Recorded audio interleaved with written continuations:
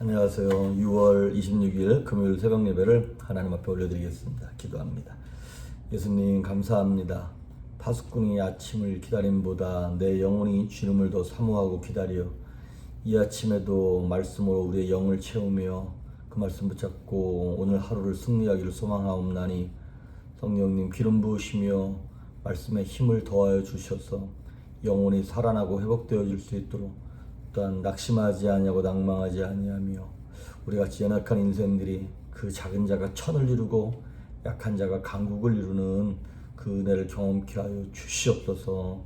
주의 인자하심이 생명보다 낫다 하셨사온데 그 사랑과 인자하심으로 우리를 붙잡아 주옵소서. 함께 하시길 소망하며 예수님의 이름으로 기도했습니다. 아멘. 우리 예찬송가 276장, 새찬송가 510장 하나님의 진리 등대 찬양하십니다. 하나님의 진리 등대 길이 빛나니 우리들도 등대되어 주의 사랑 비추세. 우리 작은 불을 켜서 험한 바다 비추세. 물은 빠져 헤매르니 건져내어 살리세. 죄의 밤은 기뻐가고 성난 물결 설렌다. 어디 불빛 없는가고 찾는 눈이 많구나. 우리 작은 불을 켜서 험한 바다 비추세. 물에 빠져 헤매르니 건져내어 살릴세. 너의 눈을 돋우어라. 거친 바다 비춰라. 빛을 찾아 헤매르니 생명선에 던져라. 우리 작은 불을 켜서 험한 바다 비추세. 물에 빠져 헤매르니 건져내어 살세.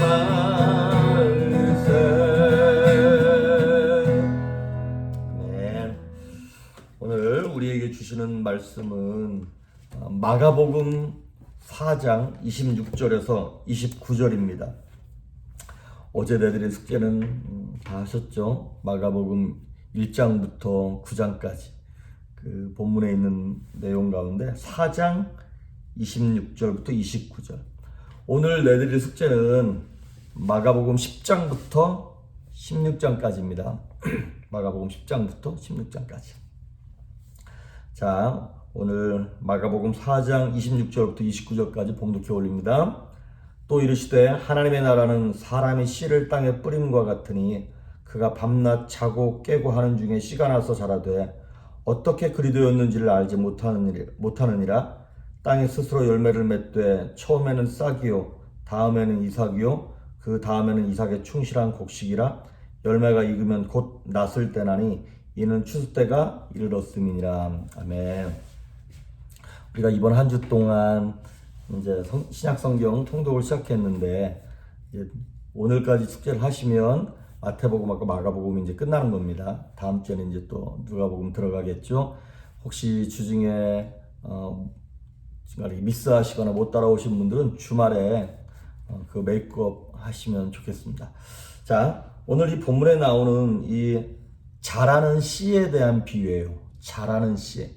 사실 예수님께서 말씀을 이렇게 비유를 들어서 말씀하실 때 이렇게 네 가지 밭에 관한 비유, 누룩처럼 퍼져나가는 그런 하나님의 나라에 대한 비유, 이런 씨에 대한 비유 같은 것들을 많이 하셨습니다만은 오늘 26절부터 29절에 관한 이 비유의 말씀은 마가복음에만 나오는 비유입니다. 되게 독특한 비유예요.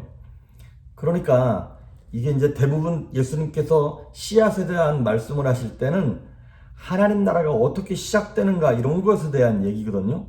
그런데 오늘 본문의 주된 내용은 뭐냐면 하나님의 나라가 시작될 뿐만 아니라 어떻게 진행되는가, 그 중간 이야기에 관한 것들이에요. 그래서 오늘 26절에 보면 하나님의 나라는 사람의 씨를 땅에 뿌림과 같으니, 그렇게 시작됩니다. 씨가 심겨졌다. 씨는 하나님의 말씀을 얘기하는 것이죠. 복음이 이제 들어간 것을 얘기합니다. 자, 하나님의 나라는 씨가 뿌려졌다 이렇게 했을 때 이미 하나님의 다스림이 시작됐다는 얘기입니다. 하나님의 나라가 내게 임했다. 그 얘기는 하나님이 주인 되시고 왕 되시고 하나님의 통치가 내 인생 속에 시작됐다, 이런 의미를 말하는 것이죠. 그래서 그 하나님의 말씀 자체가 생명력이 있다고 말씀을 드렸습니다. 살아있고 운동력이 있는 말씀. 그래서 말씀이 들어오면 생명이 있기 때문에 아무리 연약해도 자라게 되어 있습니다. 아스팔트를 뚫고 나오고 벽을 뚫고 나오는 그 생명력. 그런데 참 신기한 게 27절에 보시면 그 말씀을 심었어요. 땅에 뿌렸는데 그가 밤낮 자고 깨고 하는 중에 씨가 나서 자라되 어떻게 그리 되었는지를 알지 못하는지라.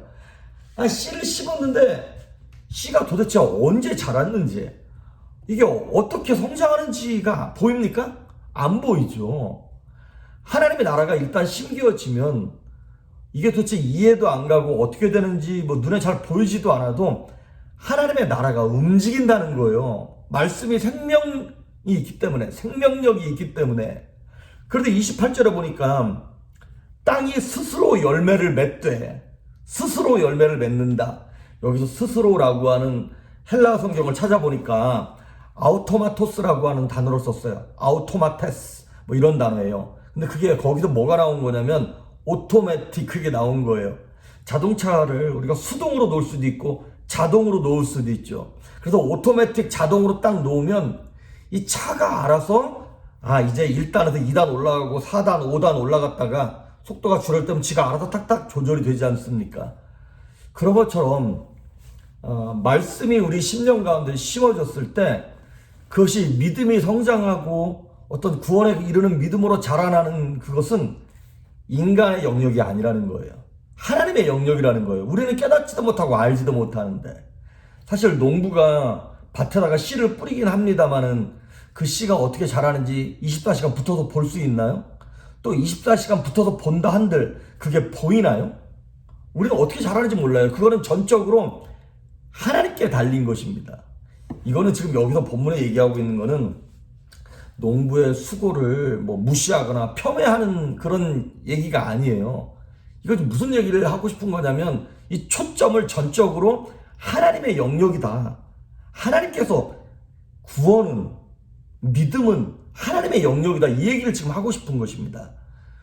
우리도 아이를 둘 키웁니다마는 두 아이가 이게 언제 자라는지를 모르겠어요. 근데 하루가 다르게 자라. 매일 보는데도 불구하고 이게 언제 자라는지를 모른단 말이죠. 그것에 대해서 고린도전서 6장 7절에 사도 바울이 이런 얘기를 했어요. 나는 심었고, 사도 바울이 고린도 교회를 시작했잖아요. 말씀을 뿌렸어요. 나는 심었고 아볼로라고 하는 이대 목사님이 와가지고 물을 주었다는 거예요. 고린도 교인들 성장하게. 근데 나는 심었고 아볼로 목사님은 물을 줬지만 정작 자라나게 하시는 이는 하나님이시다 그랬어요. 사람이 자라나게 하는 게 아니라는 거예요. 빌립보서 1장 6절에도 사도 바울이 얘기하기를 너희 안에 착한 일을 시작하신 이가, 착한 일이 뭐냐면 구원에 관계된 일입니다. 너희 안에 구원의 일을, 믿음의 일을, 착한 일을 시작하신 이가 그리스도 예수의 날까지 이루실 줄을, 완성시키실 줄을 우리가 확신하노라. 하나님이 우리에게 구원을 주셨으면 하나님이 이끌어 가신다는 것입니다. 그래서 구원도 우리가 노력해서 받은 거 아니잖아요. 하나님이 거저 주신 선물이잖아요. 그런데 믿음도 그래요.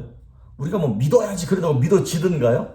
어느 순간인가 구원의 역사가 들어오고 하나님의 은혜와 감동이 들어오니까 삼위일체가 믿어지고 부활의 역사가 믿어지고 천지창조가 믿어지고 그냥 믿어지는 거잖아요. 그래도 구원도 선물이고 믿음도 선물입니다. 내 삶을 내가 노력해서 내가 영위해 나가고 내가 사는 것 같아도, 내가 이끌어가는 것 같아도 아니요, 하나님의 은혜가 이끌어가는 것입니다. 가정도 하나님이 이끌어 가시는 거고요, 교회도 주님이 이끌어 가시는 겁니다. 그러니까 우리가 사실 요만큼이라도 근심하고 걱정한다 한데 뭐 바뀔 수 있는 게 없다는 것이죠. 우리의 염려와 불안과 걱정은 다 쓸모없는 일입니다.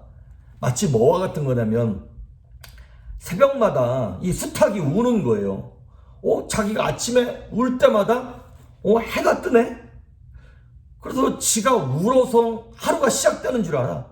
그래도 어느 날 이 수탉이 늦게 일어났네? 이제 하루가 나 때문에 하루 해가 안 뜨는구나, 시작이 안 되는구나, 그런 거 아니잖아요. 그렇습니다.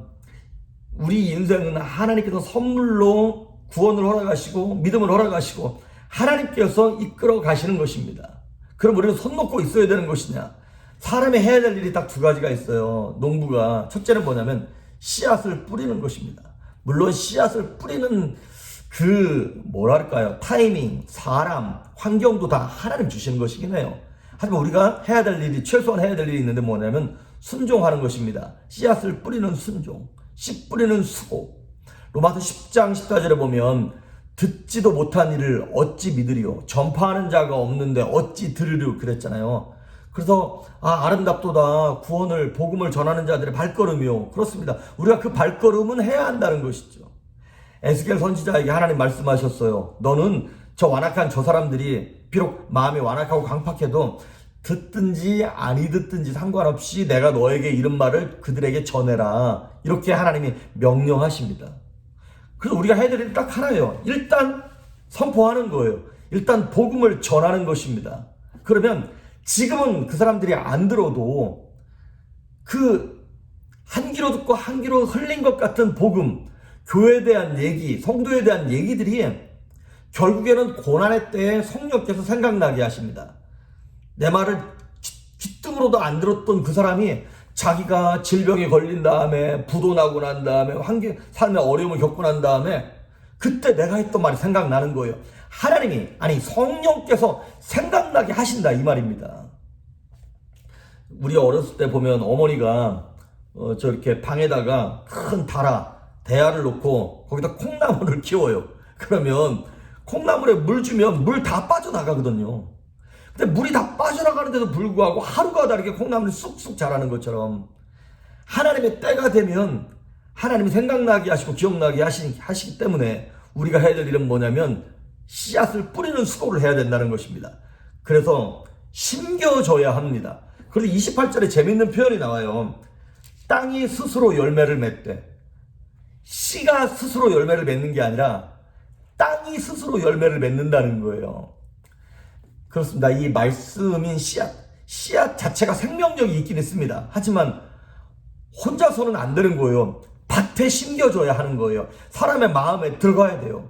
또 밭이 아무리 좋으면 뭐합니까? 그 밭에 생명력 있는 하나님의 말씀이 심겨줘야 되지.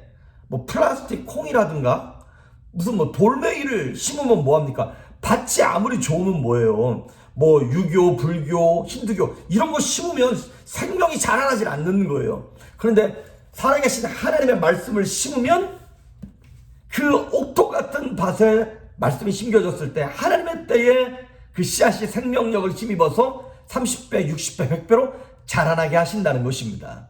그래서 우리가 해야 될 일은 시편 126편에 나오는 말씀처럼 눈물로 씨를 뿌리는 자는 기쁨으로 단을 거두리라 하셨던 것처럼 씨앗을 뿌리는 행위 자체는 쉽지 않습니다. 사람들이 배타적이고 거부하고 핍박합니다. 그럼에도 불구하고 계속 심는 거예요. 그렇게 심는 행위가 있어야 되고, 또 하나 뭐냐면 씨앗을 뿌릴 뿐만 아니라 추수해야 되잖아요. 역시 추수하는 것조차도 하나님의 주권에 관한 영역입니다. 그런데 마태복음 9장 37절 38절에 보면 이런 얘기가 나와요. 주인에게 청하여 추수할 일꾼들을 보내달라 그래라. 그게 누굽니까? 물론 천사일 수도 있겠습니다만은 우리 같은 동역자들입니다. 하나님, 우리 교회에, 우리 주변에, 우리 가정에 함께 씨앗을 뿌리고 전도할 수 있는 추수할 일꾼들을 좀 보내주십시오. 이런 분들이 계세요. 자기가 누구를, 옆 사람을 위해서, 아니면 형제 자매를 위해서 10년 동안 기도했다는 거예요.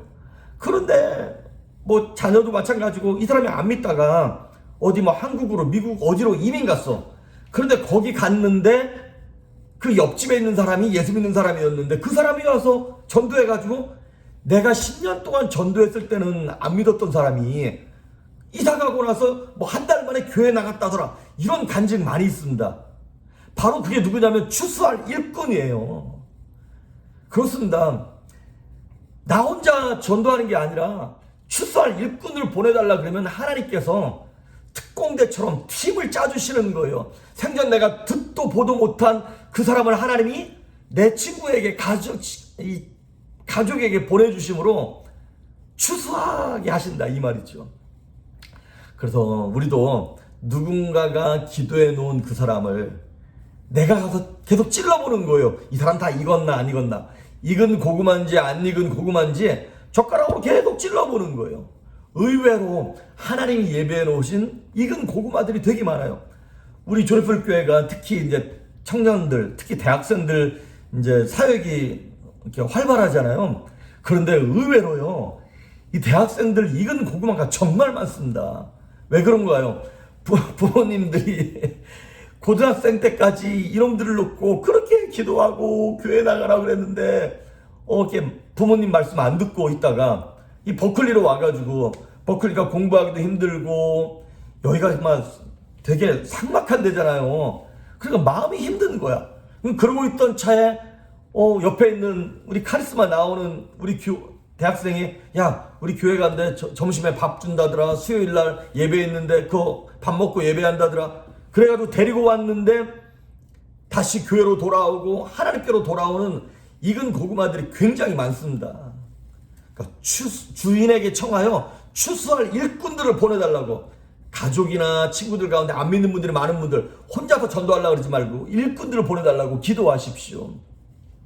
그리고 씨를 뿌리고 난 다음에 우리가 좋은 환경이 되도록 애를 써야겠습니다만은, 우리가 애쓴다고만 되는 건 아니죠. 우리가 근심하고 막 그런다고 되는 것도 아니죠. 그러니까 뭘 해야 되는 거냐면 결과를 하나님께 맡기는 것입니다. 근심하지 말고 하나님께 맡기고 인내하고 기다리는 거예요. 이 모든 세상의 천지만물은 하나님의 주권 안에서 하나님 뜻대로 지금 돌아가고 있는 것이죠. 그런데 우리가 이런 거예요. 기차가 막 가고 있는데 우리가 기차 안에서 마음이 급해가지고 나도 막 열심히 뛰고 있어. 그런다고 더 빨리 가나요? 아니잖아요. 그저 하나님의 은혜를 구할 뿐입니다. 하나님의 긍휼을 믿고 은혜를 사모하며 하나님의 나라는 하나님이 책임지신다, 하나님의 사람은 하나님이 책임지다라고 하는 그 믿음을 가지고 그냥 내게 주어진 환경 속에서 겸손한 마음으로 최선을 다하는 것 뿐입니다. 그래서 야고보서 5장 7절에 보면, 농부가 땅에서 나는 귀한 열매를 바라고 길이 참아 이른 비와 늦은 비를 기다리나니. 그렇습니다. 우리 삶 가운데 이른 비가 있고 늦은 비가 있습니다. 그거 하나님의 주권 안에 있는 것입니다. 우리가 해야 될 일은 계속 씨앗을 뿌리고 추수할 일꾼들을 보내달라고. 또 내가 추수할 일꾼들이 되어서 막 찔러보는 그게 필요해요. 그러면 그 하나님의 나라는 우리가 알지 못하는 때에 알지 못하는 방법을 통하여 점점점 자라갑니다. 야, 저 사람이 정말 예수 믿을까? 믿음이 성장할까 싶은데 하나님의 방법대로 하나님 성장시키십니다. 하나님의 나라는 스스로 자라가는 나라예요. 생명 있는 나라예요. 그 하나님을 신뢰하면서 오늘도 주님의 주권 안에서 낙심하지 말고 근심하지 말고 담대하고 평안하게 최선을 다해 살아갈 수 있기를 주의 이름으로 축복합니다. 기도하십니다. 예수님 감사합니다. 스스로 자라나는 하나님의 나라, 그 하나님의 뜻을 믿고 의지하면서 오늘도 주님과 함께 동행하며 씨앗을 뿌리고 또한 추수할 일꾼들을 보내달라고 기도하며 내가 그 일꾼들이 되고자 하는 마음으로 겸손한 마음, 가난한 심령으로 살아갈 수 있도록 은혜를 베풀어 주시옵소서. 오늘 하루도 승리할 수 있기를 간절히 소망하며 예수님의 이름으로 기도했습니다. 아멘.